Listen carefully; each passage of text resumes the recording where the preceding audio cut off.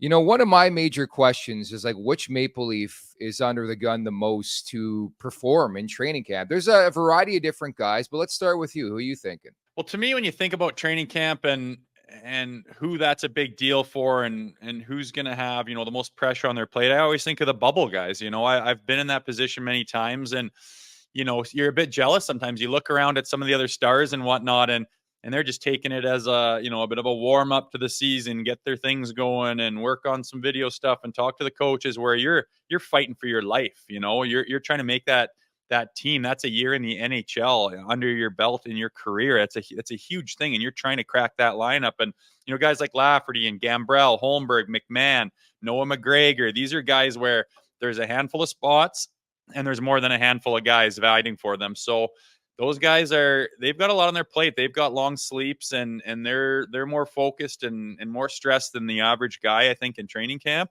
And to try to make an NHL squad when that they even say right out front, hey, you're going to be battling for a spot here, and we don't know who's going to be slotted in this spot. It could be you, but it might not be, and that's stressful. And I always got my heart goes out to those guys that are just battling through training camp and are fighting like a dog for a spot in the NHL.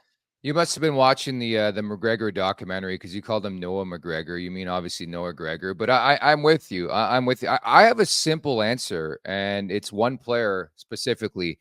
Nick Robertson. It has to be Nick Robertson for me. Yeah. So he plays 15 NHL games last year, 2 in the AHL. He's coming off shoulder surgery. He's pretty much become an afterthought, if you can believe it, considering where he was in his first year in the NHL to where he is now. He's not on many people's mock rosters. I would say he's been passed by the likes of Matthew Knies and others. And he's right there, Rosie, in the bubble with some of the names you mentioned, like Holmberg, Gambrell, Lafferty, Gregor, McMahon. Like, at the very least, Nick Robertson has to outplay those guys. Like, he has to show, especially now with new leadership in Brad Treliving, he has to show that he's Nick Robertson of old. He's a guy who could be consistent at the NHL level. And it's tough to say because, again, he's coming off shoulder surgery. Who knows how long it's going to take him to get back up to snuff. But he really has become an afterthought. Like, there's been a lot of conversation, should the Leafs trade this guy? His value is nowhere close to what it was a couple years ago, I should say. Yeah, things have happened. And I mean, with careers, these things happen. They don't get off to the ideal start. Injuries come in, especially an injury that like zaps like a solid year almost out of your youth, your entry level deal. It's not ideal. And to be in a position where you weren't able to make the full-time roster, in the years that you were healthy, it's up in the air, right? It's uncertain what he's going to do, what he's going to be. But one thing is for sure, we haven't had a chance to see what he can be as a developed player. So that's the risk of unloading him somewhere, and the old Leafs curse could come back up where you go watch a guy flourish. He turns into his brother, Jason Robertson, and oh my God, we had this guy and he had an injury and then we just dumped him because there was no spot. Like, you don't want to do that. But at the same time, from his perspective, the guys that drafted him aren't around anymore. The years have ticking by. Guys are looking at their watch going, hey, are you going to be what we think you're going to be or what? So he's going to be feeling that pressure.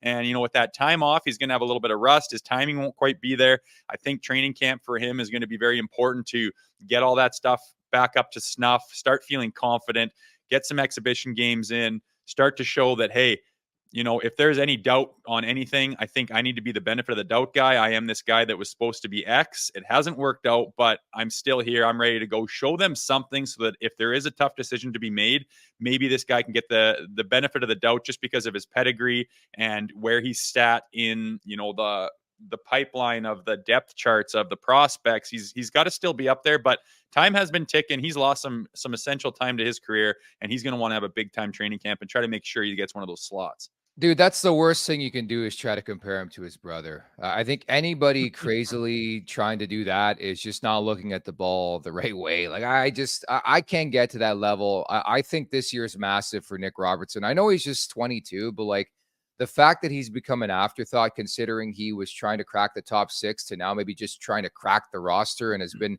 passed by like Matthew Knies and guys like that it's so big. And I think the one thing we've learned is his inability to stay healthy, unfortunately. And there's a lot of players like that. It's potential, right? I mean, you look at this guy and you don't know what he's going to be. And the worry of unloading him is maybe he is going to turn into what we always hoped and thought he would. You don't want him to do that with someone else. And you'd be remiss if you didn't say, well, what is the potential of this guy? You look at his brother, they're the same genes and they have the same background, same type of people. I'm not going to say he is Jason Robertson, but you would be Yeah. remiss to say, what if he's got that potential, he's got that pedigree. What if you unload him for, take your pick, and then all of a sudden he turns into this stud where the potential of him being a stud hockey player is still there? Unfortunate injury last year, we get it. But that's the scary part of moving him down the road and cutting your losses with him.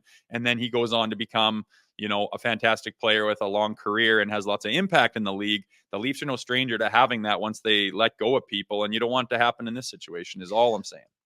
I got it. I've just always been lukewarm in general on Nick Robertson. He's a guy who's in that group of players that has to be in the top six. Like I don't view Nick Robertson as a bottom six guy. And last time I checked, the Leafs have an influx of wingers now with Bertuzzi and Domi and Nyes. And quite frankly, I just don't foresee a scenario where Nick Robertson cracks this team out of training camp.